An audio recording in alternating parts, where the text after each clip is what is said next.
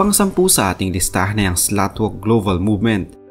Noong January 24, 2011, sa binitawang salita ng Toronto Police kaugnay sa pagtaas ng antas ng panggagahasa sa mga universidad, kailangan umano na iwasan ng mga kababaihan na magdamit na parang mga bayarang babae at halos kita na ang kanilang buong pagkatao. Pero marami ang napataas ang kilay sa sinabing ito ng mga pulis at nagkaroon ng persepsyon ng ilan na tila kasalanan pa umano ng biktima na nagagahasa sila ng dahil lamang sa kanilang pananamit. Ang kontrobersyal na pahayag na ito ng Toronto Police ang nagtulak sa ilang grupo ng mga kababaihan na magprotesta.